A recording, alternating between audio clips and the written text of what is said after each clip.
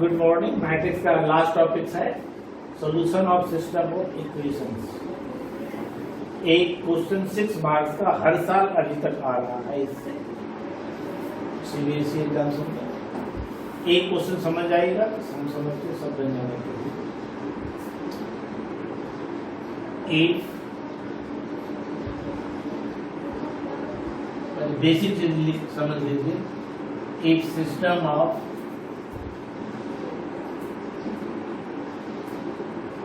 equations are a1x plus b1y plus c1z is equal to d1, a2x plus b2y plus c2z is equal to d2, a3x b3y C3z is equal to D3। मेरे पास तीन equation है, तीन unknown है x, y, z। इसको solve कैसे करेंगे? Help लेना है मैट्रिक्स का।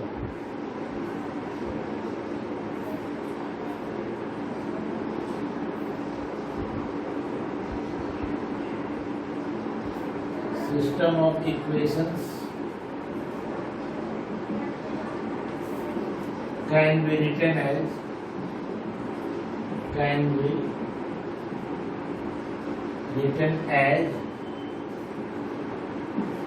ax is equal to b।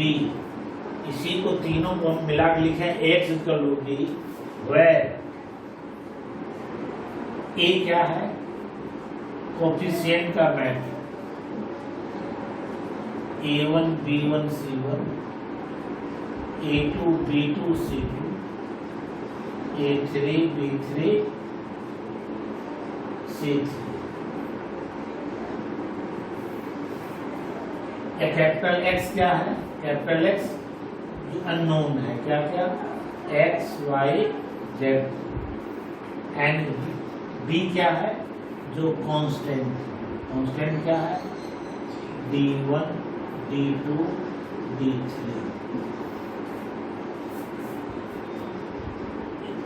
आप अगर ax अगर इन दोनों को मल्टीप्लाई करेंगे, a1x plus b1y plus c1z, a2x plus b2y plus c2z, a3x plus b3y plus c2z, अगर इक्वेट करेंगे b से तो यही तीनों बन जाएगा, फिर अलग अलग यही आ जाएगा। इसको हम लोग मैट्रिक्स से फॉर्म में ऐसा लिख सकते हैं। अब केस 1 एक बहुत इंपॉर्टेंट है। Case 1 if determinant a is not equal to 0, इसका मतलब हुआ non singular. This implies system has unique solution. System has unique solution.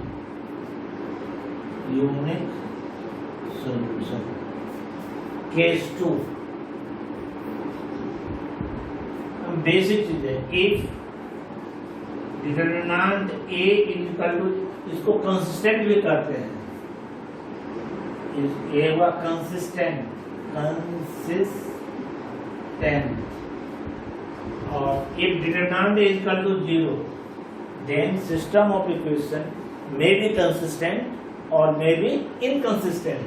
पहले कंसिस्टेंट तो शुरू करते हैं। अगर सिस्टम ऑफ इक्वेशन का या तो यूनिक सोल्यूशन हो या मोर देन वन सोल्यूशन हो तो उसको कहेंगे कंसिस्टेंट। और इनकंसिस्टेंट इफ सिस्टम है नो सोल्यूशन उसको कहेंगे कंसिस्टेंट। तो डिटरमिनेंट a इक्वल टू 0 आ गया तो इसमें दोनों हो सकता है, कंसिस्टेंट भी हो सकता है और इनकंसिस्टेंट भी होगा। तब क्या निकालना पड़ेगा? Adjoint a into b is not equal to 0। अगर a आया then सिस्टम इज इनकंसिस्टेंट का मतलब हो गया that is system has no solution. Inconsistent का मतलब ही है कि सिस्टम है नो सोल्यूशन। और case 3, if determinant A equal to 0 and adjoint A into B is also equal to 0, अगर ये दोनों 0 हो जाए तब क्या होगा? System is again consistent, system is consistent and has infinitely many solutions. Infinitely many. 3 case है, एकदम दिमाग में बैठा लेना है. If determinant A is not equal to 0, then system has unique solution. इसी को consistent भी करते हैं. That is, system is consistent. If determinant is equal to 0, तब यहाँ से दोनों हो सकता है, कंसिस्टेंट भी हो सकता है और इनकंसिस्टेंट भी. तो हमको निकालना है एडजॉइंट ए इंटू बी, और अगर ए नॉट इक्वल टू 0 आ जाए तो system is inconsistent. That is, इसका मतलब है सिस्टम है नो सोल्यूशन. और अगर determinant is equal to 0 and adjoint A into B also equal to 0, then system is again consistent and has infinitely many solution. तो आपको टेस्ट करने के लिए भी आ सकता है कंसिस्टेंट है या इनकंसिस्टेंट है या इनफिनिटली मेनी सोल्यूशन है. आपको चेक करने, मान लिया गया determinant A is not equal to 0, तो कोई दिक्कत ही नहीं है, तो यूनिक सोल्यूशन होगा ही. लेकिन अगर इक्वल टू 0 आ गया तो ये निकालना मस्ट है एडजॉइंट ए इनटू बी. अगर ए नॉट इक्वल टू 0 आया तो होगा इनकंसिस्टेंट, और अगर 0 आ गया सिस्टम है इनफिनिटली मेनी सोल्यूशन. इसको सबको एकदम याद रहना चाहिए. ऑब्जेक्टिव क्वेश्चन भी इससे बहुत राइज है.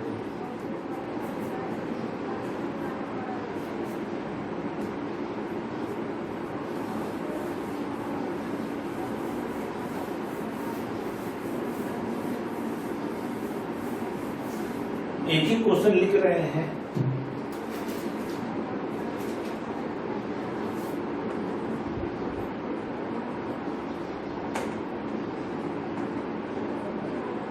Solve by matrix method.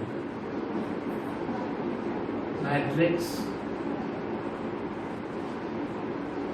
method. पहला इक्वेशन है 2x plus y minus z equal to 1. दूसरा है x minus y plus z equal to 2. तीसरा इक्वेशन है 3x plus y minus 2z equal to -1. मेरे पास 3 इक्वेशन है, तीनों के हेल्प से हमको निकालना है x y z का वैल्यू. स्टार्ट कहाँ से करेंगे? इसी पॉइंट से.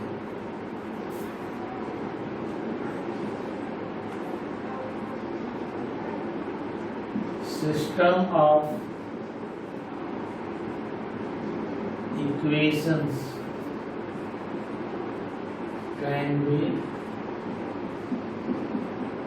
written as ax is equal to b, where a क्या होगा? ये थ्योरेटिकल था, हम लोग प्रैक्टिकल बना रहे हैं. ए है कोएफिशिएंट का matrix a1 b1 c1 a2 b2 c2 a3 b3 c3. तो क्या होगा? 2 1 -1 2 1 -1 1 -1 1 1 -1 1 3 1 -2. ये हुआ a का. x का वैल्यू क्या होगा? x का value x y z, and b का वैल्यू जो कांस्टेंट है राइट साइड में, b इक्वल टू 1 2 -1. अब देखिए cb इसी कुछ भी जो नहीं करता है, यहाँ तक भी अगर कर लिया तो उसको 1 नंबर cbc दे देता है. Out of 6 marks 1 marks can be given.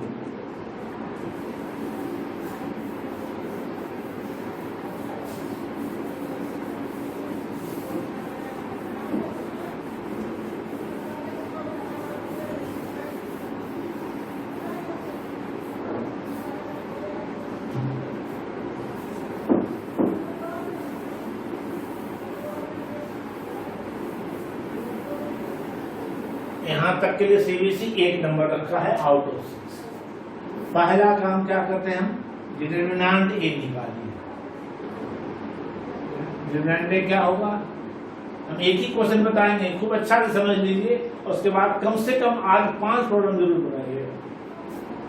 1 2 1 -1 1 -1 1 3 1 -2। ये डिटरमिनेंट है पैरेलल लाइन के बीच में। अब इसको सिंप्लीफाई करेंगे, 2 के साथ क्या होगा, ए कैंसिल 2 -1। अब इधर से -1, ए कैंसिल कितना होगा, -2 -3 -2 -3। अब प्लस माइनस प्लस, लेकिन यहाँ माइनस पहले से, ये कैंसिल हो जाएगा। 1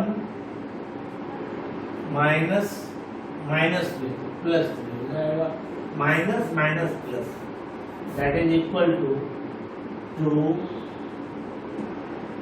यहाँ माइनस माइनस प्लस, प्लस कितना हो गया 5, यहाँ कितना हो गया -4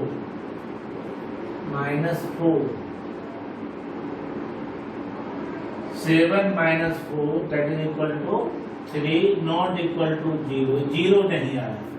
इसका मतलब क्या हुआ, therefore A is a non-singular matrix, non-singular matrix। आदत बन जाएगा लिखने का। इसका मतलब आप ये भी समझ गए, नॉन सिंगुलर का मतलब जिसका डिटरमिनेंट है नॉट इक्वल टू 0। अगर नॉन सिंगुलर है तब इनवर्स एग्जिस्ट करेगा, this implies A inverse exist. अगर यही 0 आ जाता तो उसका इनवर्स एग्जिस्ट नहीं करता, और नॉन सिंगुलर का इनवर्स एग्जिस्ट करता है। हम लोग यहाँ तक निकाल लिए कि डिटरमिनेंट ए का वैल्यू 3 आया, नॉट इक्वल टू 0, इसका मतलब इसका इनवर्स एग्जिस्ट करेगा। अब हम लोग को फैक्टर निकालेंगे, फर्स्ट रो का, सेकेंड रो का, थर्ड रो का, फिर को फैक्टर का मैट्रिक्स बनाएंगे, और उसका जो ट्रांसपोज होगा वो एडजॉइंट होगा। एडजॉइंट जब निकल जाएगा तब ए इनवर्स निकलेगा, एडजॉइंट के बाद डिटरमिनेंट। अब हम को फैक्टर निकालने जा रहे हैं।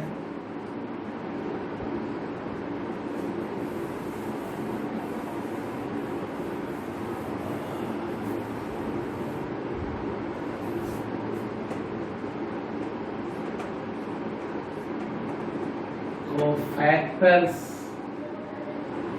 of the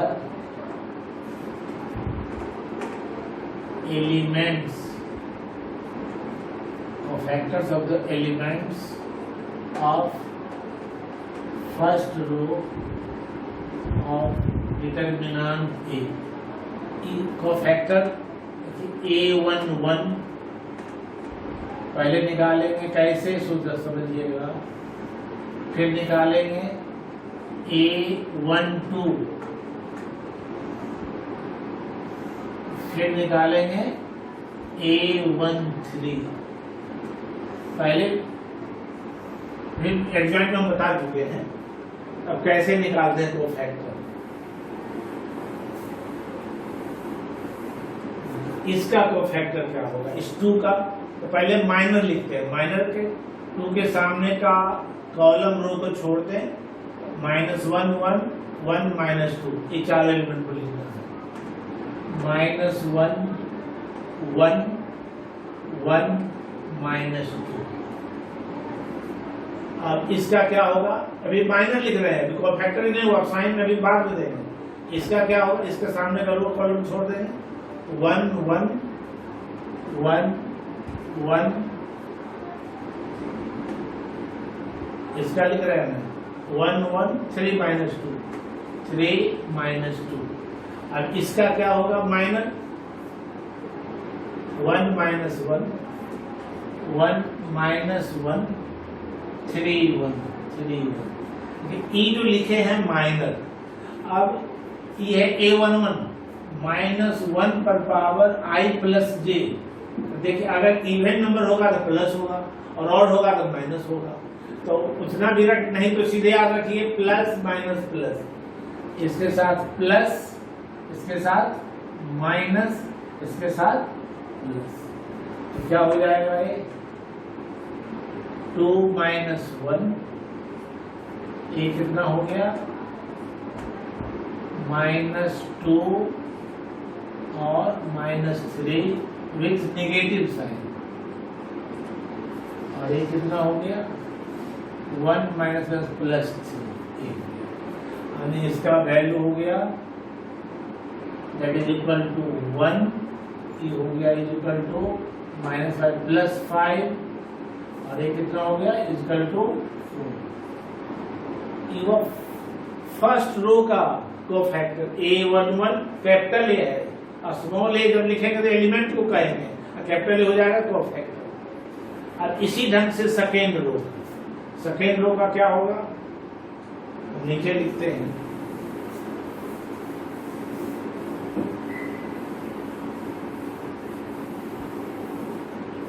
अब इसका कोफैक्टर पहले लिखे फर्स्ट रो का, आप देखिए यहां पर cofactors of the elements of second row of determinant. देखिए क्या लिखेंगे A21, फिर A22, फिर A21, A22, A23,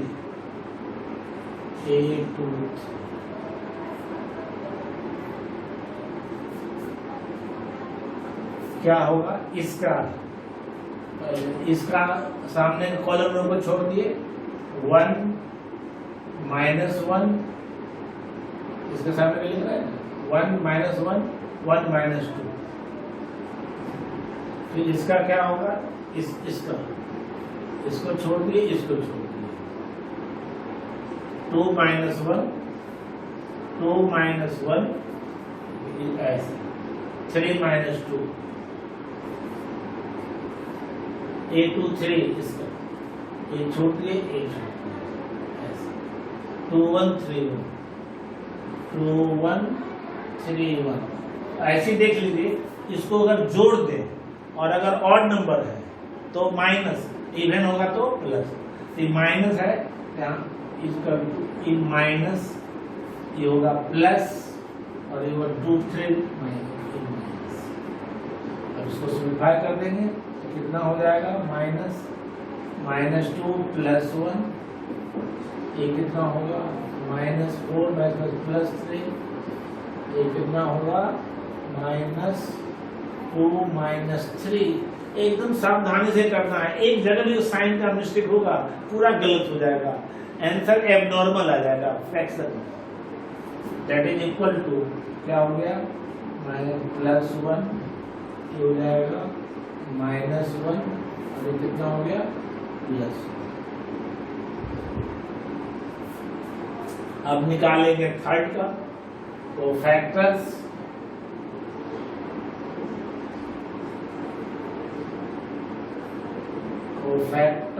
of the elements of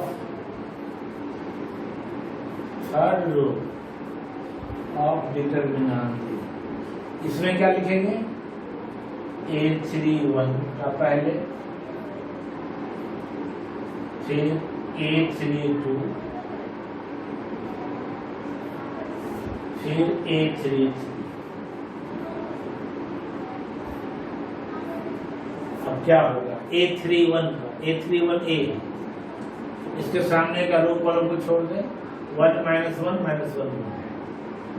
1 -1 -1 1, इसका क्या होगा ये कैंसिल 2 - 1 2 - 1 1 1। इसका क्या होगा, ये छोड़ दे, ये छोड़ दे, तो 2 1 2 1 1 माइनस साइन 3 + 1 4 यानी पॉजिटिव प्लस ये नेगेटिव और एक प्लस, ऐसे भी plus minus plus plus plus minus plus plus minus plus. और रीजन ये होता है -1 का पावर अगर ऑड है तो माइनस, -1 का पावर इवन है तो प्लस। अब इसको सॉल्व करेंगे तो कितना होगा, सॉल्व कर लें 1 और ये माइनस माइनस 1 तो 1 - 1 की हो जाएगा 0। इसका देख 1 - 1 ये 0 हो गया, ये कितना हो गया 2 + 1 3, 2 + 1 3 तो -3 माइनस बाद में, और ये कितना हो गया -2 - 1 -3 -2 -1 -3। हम लोग तीनों का निकाल लिए। अब हम क्या करते हैं, मैट्रिक्स का कोफैक्टर एक मैट्रिक्स बनाते हैं कोफैक्टर का, पहले फर्स्ट रो का, ये सेकेंड रो का, थर्ड रो का। हम इसको हम हटा रहे हैं,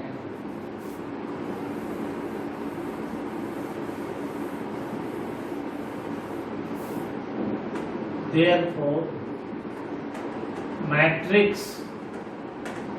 of cofactors of determinant A क्या बनेगा, इसका मैट्रिक्स बना दें। तो पहला का है 1 5 4, दूसरा रो का कोफैक्टर 1 -1 1, तीसरा क्या हो गया 0 -3 -3 और -3, ये भी आया -3, वो भी आएगा -2 और -1 -3, दोनों आया -3 2 + -3 और वो भी -2 -1 -3, ठीक है -3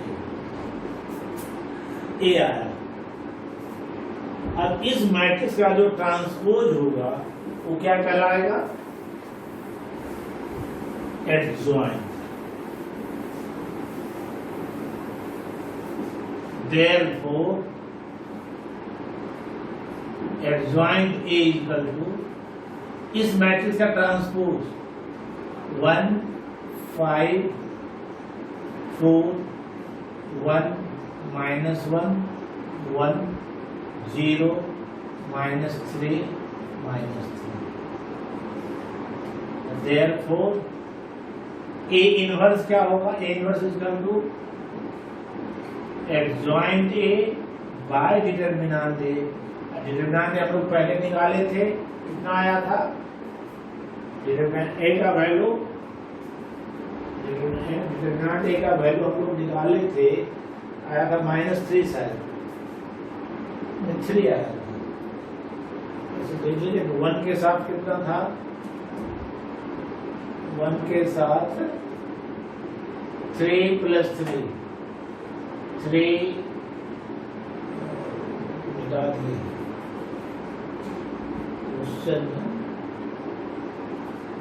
क्वेश्चन का था ए था, इसका ए है 2 1 -1 1 -1 1 3 1 -2 ए डिटरमिनेंट था, इसका वैल्यू 2 के साथ कितना होगा 2 -1 -1 के साथ ये कैंसिल -2 -3 और -1 के साथ ये cancel 1 + 3 that is equal to 1 2 हो गया +5 और ये कितना हो गया -4 दैट इज इक्वल टू 3 आया था, पहले निकाल चुके हैं, दैट इज इक्वल टू 1/3, ये हो गया 1 1 0 5 -1 -3 4 1 -3 ए इनवर्स निकला है। अब हम लास्ट में बी का वैल्यू ए है पहले से मान, since ax is equal to b, this implies a का वैल्यू क्या लिखे, x is equal to a inverse b, x का वैल्यू क्या था x y z, और a इनवर्स क्या हो गया, a इनवर्स हो गया 1/3 1 0 1 1 1 1 0 5 -1 -3 4 1 -3 और b लिखा हुआ है, b कितना है 1 2 -1। अब इसको मल्टीप्लाई भी करना है 1/3 इस 7 रूल ऐसे, इसका ऐसे 1 × 1 1 +2 +0, दूसरे का 5 -2 +4, इधर कितना होगा 4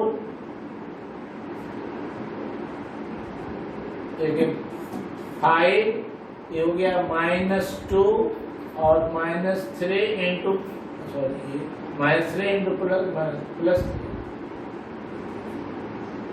और एक कितना होगा 4 +2 और -+3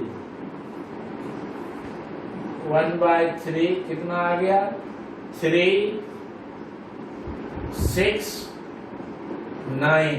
अब 3 से डिवाइड करेंगे सबको तो क्या हो गया 1 2 3।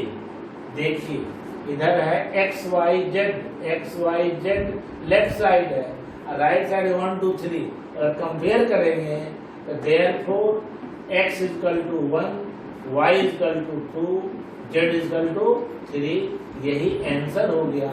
और आंसर सही है या गलत है तो क्वेश्चन में रख के पुट करके देख लीजिए सेटिस्फाई करता है या नहीं। अगर सेटिस्फाई कर गया समझिए सही है, तो कम से कम ऐसा 5 क्वेश्चन जरूर बनाइएगा। और अगर कहीं भी डाउट हो तो कमेंट बॉक्स में लिखिएगा, फिर मैं बताऊंगा। Thank you very much.